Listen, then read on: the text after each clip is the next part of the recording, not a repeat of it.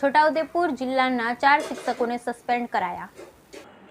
1 વર્ષ કરતાં વધુ સમયથી સતત ગેરહાજર રહેતા હોવાને લઈ કરાઈ શિક્ષાત્મક કાર્યવાહી। પટેલ હેતલબેન મહેન્દ્રભાઈ લવેડા પ્રાથમિક શાળા તાલુકો બોડેલી, શાહ જાગૃતિબેન ગોપાલદાસ કુંડી નવા વર્ગ પ્રાથમિક શાળા તાલુકો સંખેડા, પટેલ અશોકકુમાર મહેન્દ્રભાઈ બરોલી પ્રાથમિક શાળા તાલુકો બોડેલી, પટેલ ભાવનાબેન જયંતિભાઈ ઇંટવાડા તાલુકો છોટાઉદેપુર। એક શિક્ષિકા 6 વર્ષથી ગેરહાજર હોવાનું અને અમેરિકાના નાગરિક બની ગયા હોવા અંગેના સમાચાર પ્રસિદ્ધ થતાં શિક્ષણ વિભાગ સફાળું જાગ્યું।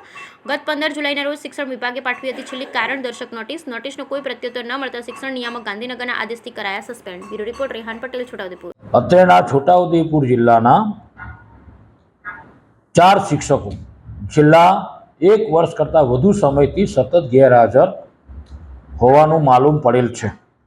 તેઓને 15/7ના રોજ આપણે કારણદર્શક નોટિસ આપી ખુલાસો માગેલ છે।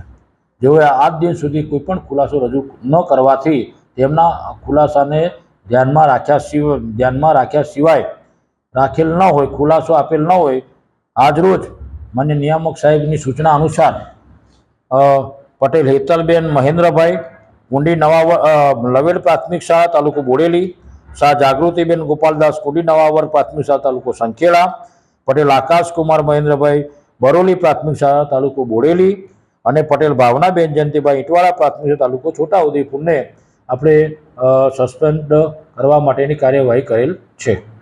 કુલ આપણે 8 શિક્ષકો હતા, તે પૈકી આપણે એક શિક્ષક ગુમ થયેલ છે અને એમની સામે FIR પણ નોંધાયેલી છે। એટલે સરકારશ્રીના પરિપત્ર મુજબ 7 વર્ષ સુધી આપણે એમને 7 વર્ષ સુધી કોઈપણ કાર્યવાહી કરવાની થતી નથી, છતાં પણ આપણે એમને લિયન પર મૂકેલ છે।